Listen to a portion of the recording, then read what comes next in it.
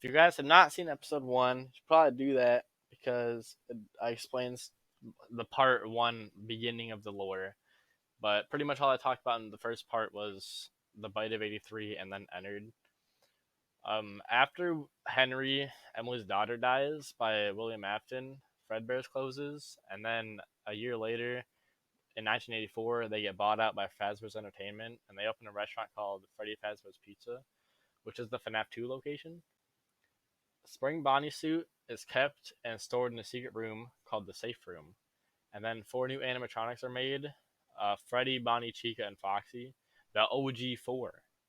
And then they're all scrapped because they're like too scary, I guess. And they're not kid friendly. And they all get new designs that are like kid friendly, I guess. And they're not spooky. But they're called the toy animatronics because they look like toys. And then they also add Balloon Boy and the Marionette.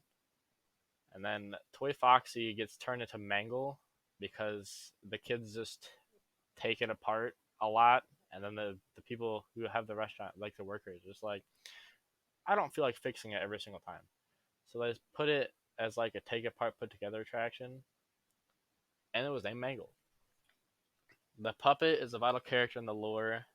In FNAF 6, which is Pizzeria Simulator, the puppet is like navigating outside of the pizzeria or the diner or whatever in the rain, and then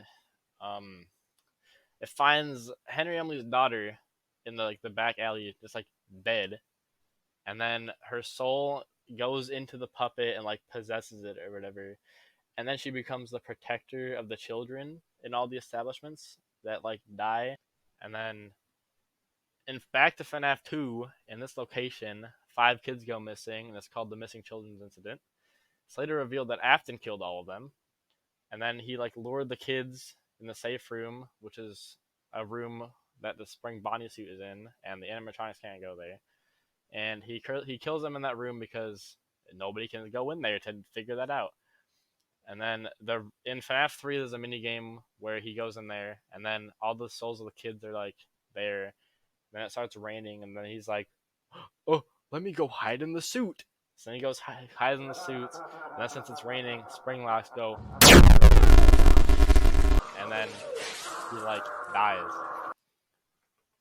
And then in FNAF 2, you play as Jeremy Fitzgerald, who is a night guard, who in the 5th night gets his frontal lobe bitten off by Mangle, or presumably Mangle. It's not technically confirmed, but a lot of people speculate that it is Mangle. And that event would commonly be known as the Bite of 87. And Markiplier is actually right this time. That was a Bite of 87. The 6th and 7th nights are taken over by Michael Afton, and the pizzeria closes and reopens around 1992. So after the reopening of the pizzeria, which is FNAF 1 now, the 4 scrapped animatronics from the previous location become the main animatronics of the new location. So Freddy, Bonnie, Foxy, and Chica. And most people ask the question, how did they become possessed in the first place? Well, the end of Pizza Sim, which is FNAF 6, a long monologue plays that's interpreted as Henry Emily. Connection terminated. He covers the topic of his daughter, which is the puppet, and how it's her nature to protect the innocent people that died by him. My daughter, if you can hear me, I knew you would return as well. It's in your nature to protect the innocent. I'm sorry that on that day, the day you were shut out and left to die, no one was there to lift you up into their arms, the way you lifted others into yours. And then, what became of you? I should have known you wouldn't be content to disappear. Not my daughter.